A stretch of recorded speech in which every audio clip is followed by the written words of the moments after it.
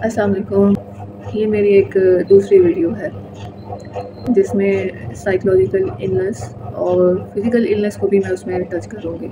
हो सकता है कि मेरी कोई बात हुक कर जाए किसी के ज़हन को और एक अच्छा मैसेज कन्वे हो जाए।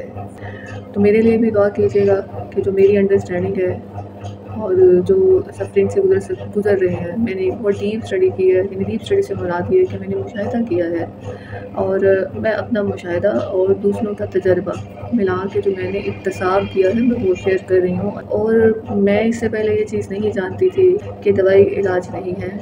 दवाई एक वक्ती रेमेडी ज़रूर है। अच्छा, इसकी मिसाल ये है कि जैसे आपके घर के बाहर या सड़क पर एक पिट है और उसमें पानी भर जाता है। उसका वक्ती रेमेडी तो ये होगी कि उससे पानी निकाल दिया जाए। लेकिन उस पिट के पास ये गटर भी है और गटर भी लीक कर रहा है due to the poor defective system. और जब गटर भी लीक कर रहा है पुअर डिफेक्टिव ये सैनिटेशन सिस्टम की वजह से, और सड़क पर सारा या गली में सारा पानी फैला हुआ है, तो वक्ती रेमेडी तो ये होगी कि मैं उसका सारा या कुछ लोग जो इर्द गिर्द के हैं वो ये करें कि वो साफ़ करवा दें। लेकिन जब तक उसके ड्रेनेज सिस्टम में जो प्रॉब्लम है वो ठीक नहीं होगी, तो कैसे मुमकिन है कि वो चीज़ प्रॉपर्ली ठीक हो। हम बाहर से ही बार-बार साफ़ करते रहेंगे।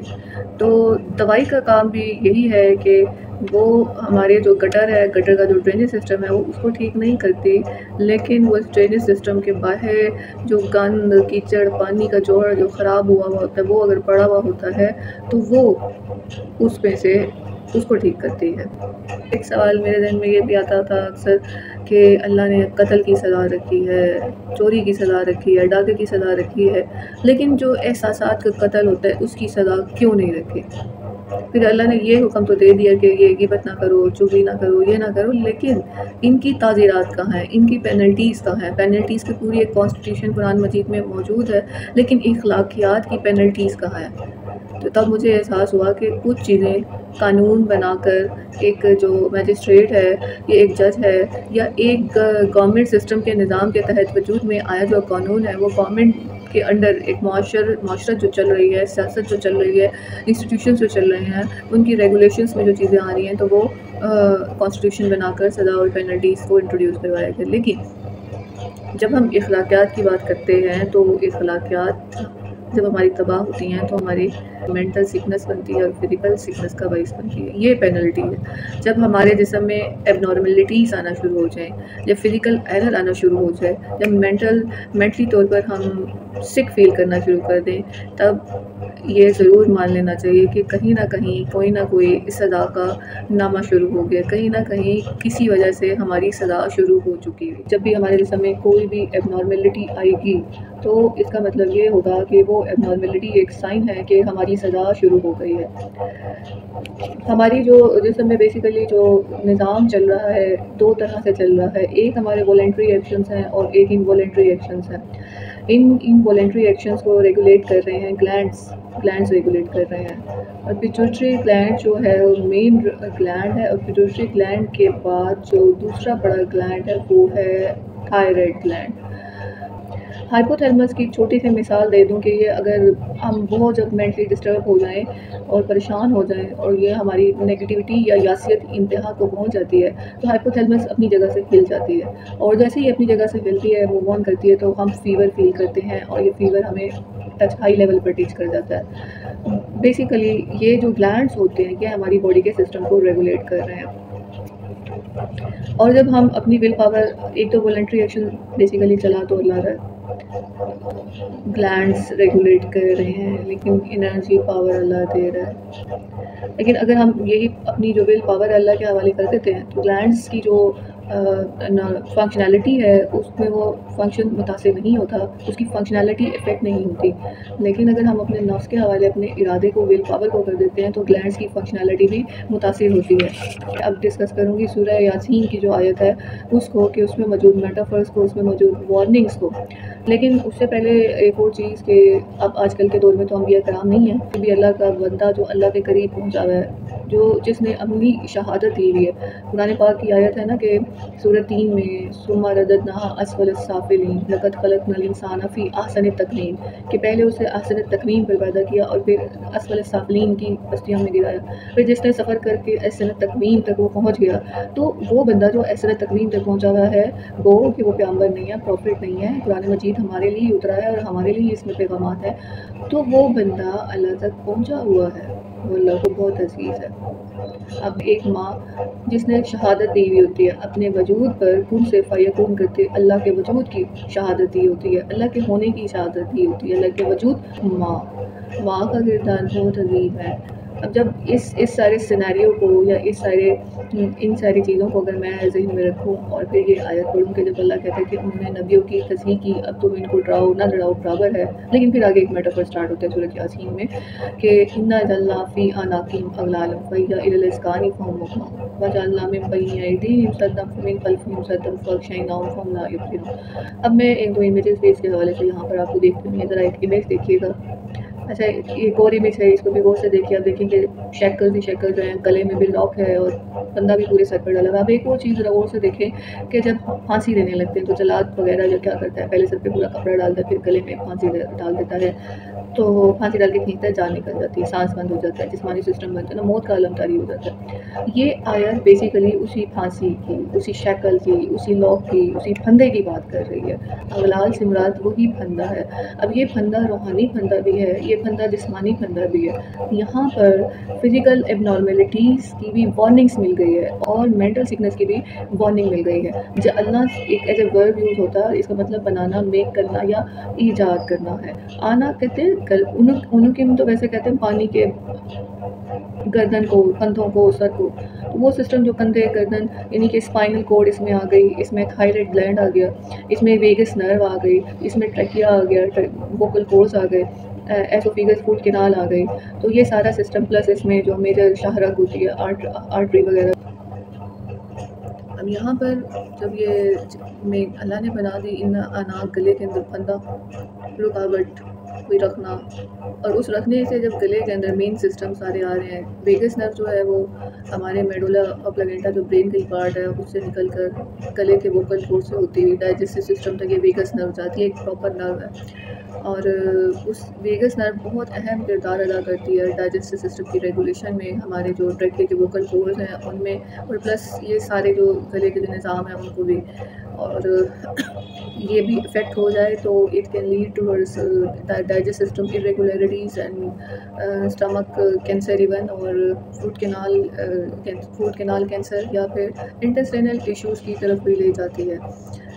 अलॉन्ग विद इट, अगर यहाँ पर ये ब्लड की सर्कुलेशन ब्लॉक हो जाए किसी भी वजह से तो हार्ट अटैक का भी बाइस बना जा सकता है। एक और चीज़ जो मैं जिक्र करना चाहूँगी कि जब हमारी थॉट्स नेगेटिव होती हैं तो उनकी नेगेटिविटी की वजह से एक बहुत बुनियादी चीज़ जो मैं बताना चाहूँगी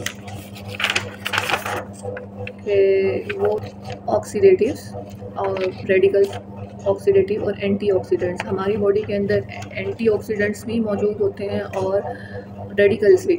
रेडिकल्स एक किस्म के टॉक्सिक मटेरियल्स होते हैं या और ऑक्सीजन पर मुश्तमिल होते हैं, और डिटॉक्सिफाइंग मटेरियल्स भी होते हैं। तो ये इनका इम्बैलेंस हमारी सोच से बहुत रिलेट करता है कि अगर हमारी सोच में मनफियत आ गई है, यासियत आ गई है, या हमने एक नेगेटिवली बिहेव कर दिया, या किसी की गुस्ताखी कर दी है, या किसी के साथ बुरा बिहेव कर दिया, या एहसान फरामोशी कर दी है, हमारे जो स्ट्रेस लेवल है, ऑक्सीडेटिव स्ट्रेस मीन्स के जो रेडिकल्स की ग्रोथ है वो एबनॉर्मल हो जाएगी, टॉक्सिक मटेरियल्स बहुत ज़्यादा इंक्रीज़ हो जाएंगे। अब ये ऑक्सीडेटिव जो स्ट्रेस है ये ल्यूकीमिया का बाइस भी बन जाती है, ये ऑक्सीडेटिव स्ट्रेस ब्रेन ट्यूमर का बाइस भी बन जाती है due to genetic mutations. Oxidative stress से जेनेटिक म्यूटेशंस हो जाती हैं, और जेनेटिक म्यूटेशन से ऑक्सीडेटिव स्ट्रेस से क्या होता है, डीएनए की सीक्वेंसिंग के जो डीएनए को डैमेज पहुंचता है और उससे जेनेटिक म्यूटेशंस भी हो जाती हैं, ल्यूकीमिया का रिस्क भी हो जाता है। अलॉन्ग विद इट अगर ऑक्सीडेटिव स्ट्रेस बॉडी में होगी तो कैंसर का रिस्क भी होता है। अलॉन्ग विद इट के ऑक्सीडेटिव स्ट्रेस से एबनॉर्मल थायराइड ग्लैंड या थायराइड ग्लैंड का डिसफंक्शन, एड्रेनलिन ग्लैंड भी इससे मुतासिर होता है, और ये कॉर्टिसोल जो हार्मोन है वो भी इसी की फंक्शनिंग में आता है, और ये हार्ट रेट और मेटाबॉलिज्म को भी ज़रा करता है, बैलेंस करता है। और जब जिस्म में ऑक्सीडेटिव स्ट्रेस ज़्यादा हो जाती है तो ब्लड की क्लॉटिंग भी बहुत ज़्यादा हो जाती है, शुगर लेवल बढ़ जाता है, ये सारी चीज़ें हो जाती हैं।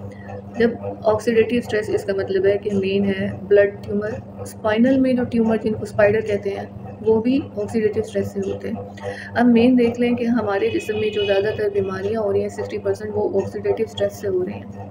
और इनका इलाज क्या है कि अगर हम विटामिन सी या विटामिन ई ले लें, या हम पॉलीफिनॉल्स ले लें। Polyphenols basically green leafy vegetables होती हैं, स्ट्रॉबेरीज होती हैं, एप्पल्स ग्रीन लीफी वेजिटेबल्स होती हैं, स्ट्रॉबेरीज होती हैं, एप्पल्स होते हैं, चेरीज होती हैं, नाइट्स होते हैं जिनमें साग होता है, नट्स होते हैं, चॉकलेट्स होता है, जिंजर होता है, हल्दी होती है, ठीक है। ये सारी चीज़ें जो होती हैं ये डिटॉक्सिफाइंग मटेरियल्स होते हैं जो रेडिकल्स की ग्रोथ को या टॉक्सिक मटेरियल्स की ग्रोथ को कम करके मिनिमाइज़ कर देते हैं। लेकिन अब ये चीज़ें हो, चाहे हम मेडिसिन यूज़ करें या ये इन चीज़ों को यूज़ करें, ये वही मिसाल है कि घर के पास एक पिट है, गड़ा पड़ा है, या ड्रेनेज सिस्टम गटर का ख़राब हुआ है सड़क पर, उससे सारा पानी फैला हुआ है। हम पानी तो इधर उधर करके ख़त्म कर देंगे, लेकिन जब तक ड्रेनेज सिस्टम के प्रॉपर हम उसको ठीक नहीं करेंगे ये बीमारी बार बार होती रहेगी और ज़िंदगी भर हमें ये दवाई खानी पड़ेगी, या ज़िंदगी भर हम पानी साफ़ करते रहेंगे। तो बजाय ज़िंदगी भर दवाई खाने के या पानी साफ़ करने के, अंदर का जो पूरा सिस्टम है उसको साफ़ करना बहुत ज़रूरी है। ब्रेन ट्यूमर अक्सर हम कहते हैं ब्रेन ट्यूमर हो गया, दिमाग तक खुलवा देते हैं, बजाय इसके कि अगर हम ये देख लें कि हमने कहाँ पर गलती कर दी है जिसकी वजह से ये सज़ा आ गई है।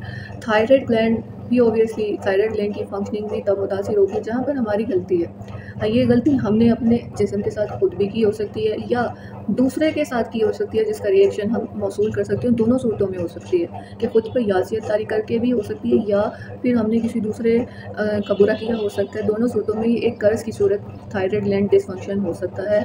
ट्यूमर तो बेसिकली है ही, नर्वस सिस्टम की जितनी भी बीमारियां हैं वो बेसिकली क्या हैं, कर्ज हैं, बहुत बड़ी कर्ज हैं, और जिनके बारे में अल्लाह ताला ने कहा कि अक्षयनाहुम, मैंने उन पर गशी तारी कर दी। पैरालिसिस, गशी से मुराद पैरालिसिस, तो पैरालिसिस का जहाँ पे भी जिक्र आएगा वहाँ पर गुस्ताखी की बात ज़रूर होगी।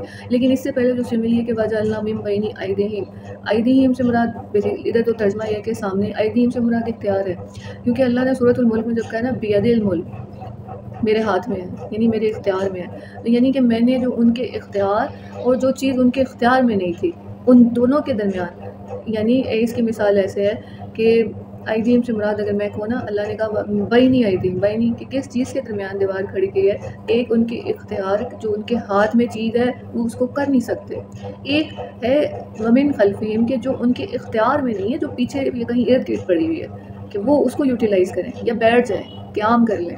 यानी अगर मैं इसको सिंप्लीफाई कर दूँ, इख्तियार से मुराद अगर हरकत मोशन कर दूँ और खल्फीम से मुराद क़याम कर दूँ या सकूत कर दूँ, तो हरकत और सकूत, ना वो हरकत कर सकते हैं ना वो सकूत कर सकते हैं।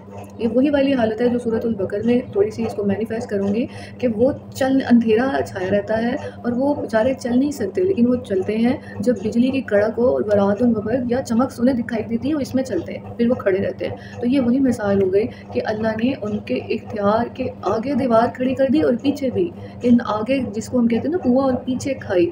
अब जब हमारी सोच में ऐसा खलल होगा तो हम बेसिकली हमारे में पैरालिसिस होगा, और चूँकि अल्लाह ने ये गले में फंदे की बात की है, तो जब हमारा जो गले का निज़ाम सारा मुतासिर होगा तो हमारी फिजिकल जो एबनॉर्मेलिटीज़ हैं वो भी आएंगी, ट्यूमर्स भी पैदा होंगी, थायराइड ग्लैंड, पिट्यूटरी ग्लैंड भी मुतासिर होगा। पिट्यूटरी और थायराइड ग्लैंड जब फंक्शनिंग डिसफंक्शन होता है तो फाइब्रोमेल्गिया भी होता है, इससे फाइब्रोमेल्गिया होता है, कोलन कैंसर भी हो जाता है, ल्यूकीमिया भी हो जाता है एबनॉर्मल डिसफंक्शनिंग की वजह से। तो इस सूरत में कि ये एक जो गशी वाली स्टेट है और नेगेटिविटी स्टेट है, that I will coin it as schizophrenia, वो फिजिकल एरर्स की या फिजिकल एबनॉर्मेलिटीज़ की भी बात की गई है। तो यहाँ पर फिजिकल एबनॉर्मेलिटीज़ की भी बात है, और इसके साथ साथ सोच के क़याम में, इरादे में के क़याम में, इरादे के इख्तियार में फालिज, और प्लस इसमें यह भी होगा इरादे के क़याम में, और जो तुम जिन सोचों पे तुमने क़याम किया है तुम उनकी तरफ भी रिवर्ट बैक नहीं कर सकते। यानी एक मोशन होती है ना, ये दीवार है, इस दीवार पे ये चीज़ टकराती है, टकरा के फिर पीछे फिर टकराती है, तुम ऐसे ऐसे स्विंग ऑन स्विंग बैक करते रहोगे। इज़्तिराब की शदीद इज़्तिराब की मुसलसल हालत, ये चीज़ कशमकश की मुसलसल हालत कि जिसमें किसी एक सोच पर ठहराव नहीं है। 2 चीज़ों फिर अगर इसको मैं बाइपोलैरिटी भी कह दूँ तो ये बाइपोलैरिटी भी होगी कि कभी तुम आगे की तरफ मूव कर रहे हो, कभी तुम पीछे की तरफ मूव कर रहे हो। क्योंकि आगे दीवार है तो बेसिकली पीछे जाओगे, लेकिन पीछे भी दीवार है तो आगे आओगे। तो वमीन वजअलना मिन बैनि अयदीहिम सद्दन व मिन खल्फिहिम कि तुम्हारे इरादे के आगे भी दीवार है और पीछे भी दीवार है। कभी तुम किस हालत में होगे, कभी तुम्हारी ये 2 स्टेट बता दी गई हैं कि ये 2 स्टेट्स हैं। इन 2 स्टेट्स के साथ फ़ाक़शाइनाहुम तुम पर गशी तारी कर दी है कि तुम्हें खुद भी नहीं पता, तुम रियलाइज़ नहीं कर सकते कि तुम सही हो या गलत हो। यू कैन नॉट जज yourself because you are in the state of senselessness. ये एक बहुत क्रिटिकल सिचुएशन है। और इसी के साथ-साथ मज़ीद मेटाफर्स, मज़ीद जो फिज़िकल एब्नॉर्मैलिटीज़ का कुरान पाक ने जहाँ-कहाँ ज़िक्र किया है, मेंटल सिकनेस का, नेक्स्ट वीडियो में मैं इसका ज़िक्र करूँगी। अल्लाह हाफ़िज़।